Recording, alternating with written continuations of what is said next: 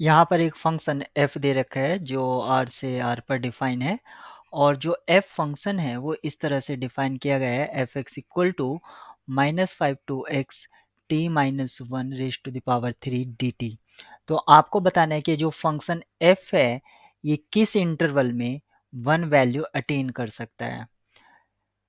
तो यहाँ पर चार इंटरवल दे रखे हैं और हमें बताना है कि कौन सा पॉसिबल इंटरवल होगा। तो सबसे पहले जो एफ एक्स है उसको हम निकाल लेते हैं क्योंकि यहाँ पर एफ एक्स जो है इंटीग्रल के फॉर्म में दे रखा है। तो एफ एक्स जो होगा वो होगा T minus one upon four और इसकी पावर भी फोर और इसकी जो लिमिट है वो रहेगी -5 टू x। अगर हम इसमें लिमिट पुट करते हैं तो हमें जो एक्सप्रेशन मिलेगा वो मिलेगा 1/4 x minus one raise to the power 4 minus one minus 6 raise to the power 4। ये हमें एक्सप्रेशन मिल जाएगा। अब हम इसका f प्राइम x निकाल लेते हैं ताकि हमें ये पता चल जाए कि फंक्शन इंक्रीजिंग है या डिक्रीजिंग है। तो ये होगा 4/4 x minus one raise to the power 3 और इसको हम लिख सकते हैं x minus one raise to the power 3। यहाँ से हम डबल प्राइम भी निकाल लेते हैं तो वो मिलेगा हमें 3x minus one whole square. ये हमें मिलता है। तो अगर हम फर्स्ट डेरिवेटिव टेस्ट से देखते हैं तो f डैश x जो है वो ग्रेटर देन 0 होगा सभी x के लिए जो 1 से बड़ी है और f डैश x जो है वो लेस देन होगा सभी x जो 1 से कम है। ये हमें यहाँ से पता चलता है। साथ ही साथ हमें ये भी पता चलता है क्योंकि f डबल प्राइम x जो है उसमें x minus one whole square आ रहा है तो ये हमेशा पॉजिटिव होगा यानी कि f डबल प्राइम x आपका ग्रेटर देन 0 है। इससे ये पता चलता है कि फंक्शन जो है यहाँ से तो हमें ये पता चलता है कि फंक्शन आपका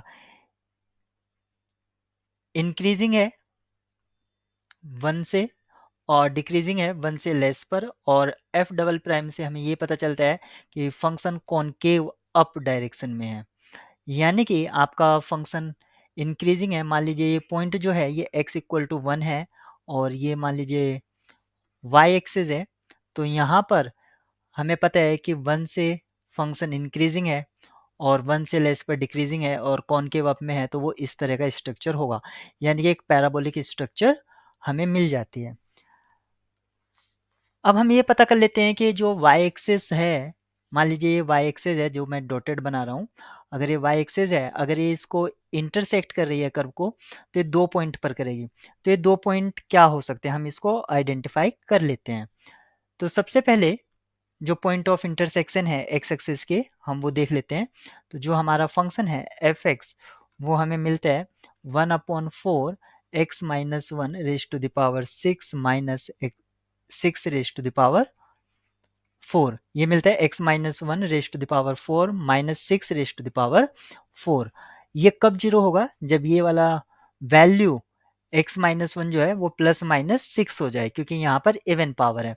इसका मतलब हुआ x माइनस वन जो है वो प्लस माइनस 6 हो जाए तो इसका मतलब हुआ x इक्वल टू 7 और x इक्वल टू -5।